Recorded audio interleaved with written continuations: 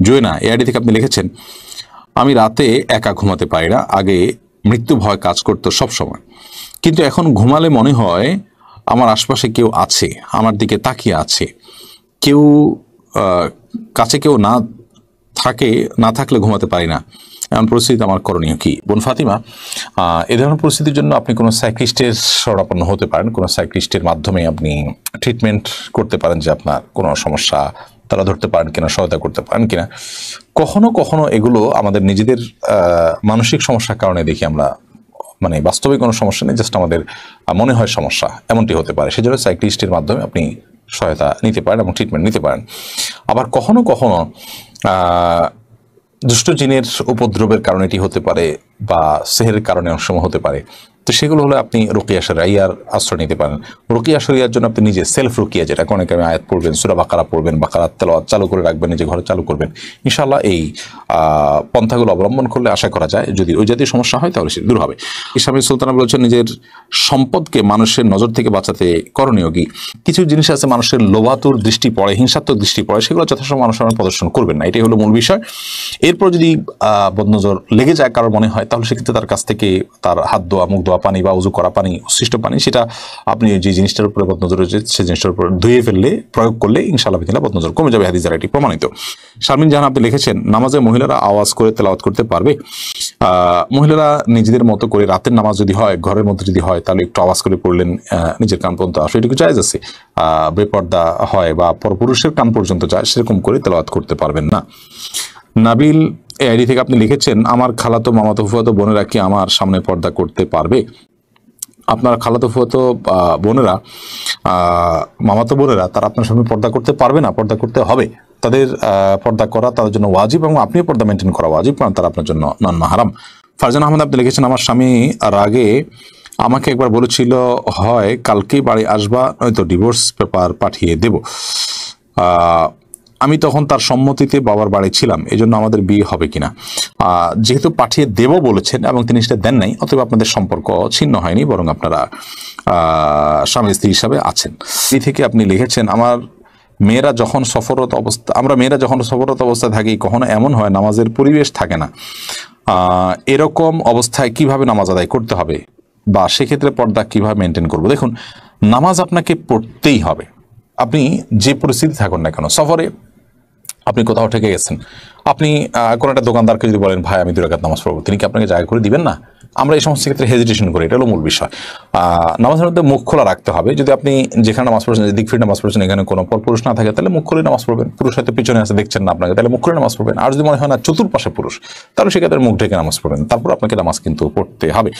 রোসলাম মজুমদার লিখেছেন, কুফরি তাবিজ থেকে বাঁচার উপায় কি? আপনি অবশ্যই রুকিয়া শরিয়া, 3 কুল, এগুলোর আমল করবেন, সূরা বাকারা পড়বেন। আর অনেকগুলো উপায় আছে সেলফ রুকিয়া নিয়ে, বিভিন্ন গ্রুপে বিভিন্ন রকমের সহযোগিতা করা হয়ে থাকে, সেগুলো আপনি গ্রহণ করতে পারেন। রাশেদুল ইসলাম আপনি লিখেছেন, এই পৃথিবীতে কেউ কি কারো ভাগ্য নষ্ট করতে পারে? 2 ভাগ্য নষ্ট করা সম্ভব হলে বাঁচার উপায় কিনা? কেউ কারো ভাগ্য নষ্ট করতে পারে না। আপনি আল্লাহর কাছে দোয়া করবেন আপনার ভাগ্যে যেন ভালো কিছু থাকে, এবং খারাপ কিছু থেকে আপনি বাঁচার জন্য চেষ্টা করবেন। দিলরুবা আক্তার মিম লিখেছেন, ছোট বাচ্চারা পেশাবের কাপড়ের সাথে যদি বড়দের কাপড় ডিটারজেন্ট দিয়ে একসাথে ভিজিয়ে রেখে ধুই, এভাবে ধুলে সমস্যা আছে কিনা? যদি এরপরে যথাযথভাবে সবগুলোই পাক করে ফেলেন, সবগুলোকে ধুয়ে ভালো করে নিংড়ে, তাহলে সেক্ষেত্রে আপনার কোনো অসুবিধা নেই। আপনি লিখেছেন, পরকীয়ার বিষয়টা দিন দিন বেড়েই চলেছে, এই কারণে নানামুখী সমস্যা তৈরি হচ্ছে, এমনকি ঘরের সমস্যা পেশাগত ক্ষেত্রেও প্রভাব ফেলছে। এই বিষয়ে নসিহা কাম্য। দেখুন, পরকীয়া এটা এখন আর সাধারণ কোনো বিষয় না, এটা এখন ভয়াবহ থেকে ভয়াবহতম বিষয়ে পরিণত হয়েছে। বাংলাদেশে এখন সবচেয়ে বড় সামাজিক সমস্যা এবং পারিবারিক সমস্যাগুলোর মধ্যে থেকে একটি হলো পরকীয়া। পরকীয়া জর্জরিত হয়ে যাচ্ছে আমাদের পরিবারগুলো, খানখান হয়ে যাচ্ছে, ধ্বংস হয়ে যাচ্ছে আমাদের পারিবারিক বন্ধনগুলো। এই পরিস্থিতিকে উত্তরণের জন্য একেবারে সংক্ষেপে যদি আমি বলতে চাই, মূল পয়েন্টে যদি যেতে চাই, তাহলে আমরা আমাদের আত্মিক উন্নয়ন, আমাদের আত্মিক পরিশুদ্ধি, আমাদের নীতিনৈতিকতার চর্চা আমাদের সমাজে বাড়াতে হবে। শিক্ষা প্রতিষ্ঠানগুলো থেকে নীতি এবং নৈতিক শিক্ষাকে আমরা আস্তে আস্তে দূরে ঠেলে দিচ্ছি, এবং এর ফলশ্রুতিতে আমরা কিন্তু দিন দিন এমন একটা প্রজন্ম দেখতে পাচ্ছি, বা এমন একটা সোসাইটি এবং সমাজ দেখতে পাচ্ছি, যে সমাজ আমাদের কারোর কিন্তু কাম্য নয়। আমাদের আগের প্রজন্ম এদেশে তাদের স্বামী স্ত্রীর মধ্যকার পারস্পরিক বোঝাপড়া এবং আস্থা এবং বিশ্বাসটা অনেক প্রবল ছিল। এখন কিন্তু এখনকার দম্পতিদের মধ্যে কিন্তু আস্থা এবং বিশ্বাস সেরকম নেই। মোবাইলের পাসওয়ার্ড স্বামী স্ত্রী একে অন্যের জন্যটা না জানলে সেখানে রীতিমতো সন্দেহ করা শুরু করেন এবং একে অন্য থেকে লুকাবার মতো নানামুখী উদ্যোগ কিন্তু আমাদের সমাজে এখন নেওয়া হয়ে থাকে, সেটা ওপেন সিক্রেট। এই যে অনাস্থা তৈরি হয়েছে, এই অনাস্থা এবং বিশ্বাসহীনতা এটা পশ্চিমা দুনিয়াতে, দেশগুলোতে, উন্নত দেশগুলোতে কিন্তু অনেক আগে থেকে আছে এবং তারা কিন্তু ভয়াবহ সাফার করছে সেগুলো আনফর্চুনেটলি আমাদের এই সমাজে এখন চলে আসছে। কেন এসেছে? এর অন্যতম কারণ হলো ধর্মীয় চর্চা আমাদের মধ্যে কমে যাওয়া, আর আরেকটি কারণ হলো অশ্লীলতার অবাধ বিস্তার এবং ছড়াছড়ি। এর ফলশ্রুতিতে স্বামী তার জায়গা থেকে স্ত্রীর সাথে ভালোবাসার ভান করলেও, আমি সবার কথা বলছি না, অনেকেই তিনি তলে তলে কোনো নারীর সাথে হারাম সম্পর্কে লিপ্ত, অথবা তিনি অপাত্রে দৃষ্টিপাত করে তিনি তার স্ত্রীর প্রতি অবিচার করছেন। দেখুন, সব সমাজে পরকীয়া এটা খুবই ঘৃণ্য কাজ। এটাকে যারা ধর্ম মানেন না, স্বীকার করেন না, অনুসরণ করেন না, সেই মানুষগুলো কিন্তু এটা খারাপ কাজ হিসাবে জানেন। কিন্তু আমার প্রশ্ন হলো, আপনি বিবাহিত, আপনি অন্য কোনো নারীর ছবি দেখে মনে মনে আপনি যে হারাম স্বাদ নিচ্ছেন বা বাজে চিন্তা করছেন, এই যে কাজটা আপনি করছেন, এই কাজটা আপনার জন্য নৈতিক হচ্ছে নাকি অনৈতিক হচ্ছে? আপনার স্ত্রীর প্রতি এটা অবিচার হচ্ছে কিনা? আপনার স্ত্রীরা জানলে, বুঝতে পারলে তিনি ভালোভাবে নিবেন কিনা?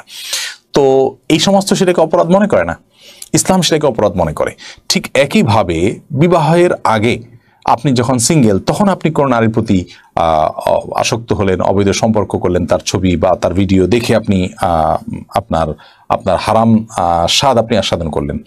এর ফলশ্রুতিতে আপনার যিনি জীবনসঙ্গিনী হবেন, একই কথা মেয়েদের জন্য প্রযোজ্য, যে আপনার জীবনসঙ্গিনী যিনি হবেন না কেন, আপনি তার প্রতি কি অবিচার করছেন না? আপনার এই চরিত্রটাকে আপনি যদি সংরক্ষণ করেন এবং তাকে যদি সমস্ত ভালোবাসা নিবেদন করেন, সেটা হবে তার প্রতি আপনার পরিপূর্ণ আস্থা, বিশ্বাস তৈরি করার সবচেয়ে বড় সোপান। দেখুন, এই জন্য ইসলাম বিবাহ বহির্ভূত সম্পর্ককে হারাম ঘোষণা করেছে। পরকীয়ার এই সমস্যা দূর করবার জন্য নাটকে, সিনেমাতে পরকীয়াকে যে সহজীকরণ এবং স্বাভাবিকরণ যে একটা প্রবণতা আমরা দেখতে পাচ্ছি, বন্ধ করতে হবে। সেই সাথে অশ্লীলতার ব্যাপকতা রোধ করতে হবে। সেই সাথে নীতি নৈতিকতা এবং মোরালিটির চর্চা বাড়াতে হবে। তা না হলে এই ভয়াবহতা থেকে আমরা কেউ বাঁচতে পারবো না। আল্লাহ আমাদেরকে হেফাজত করুন।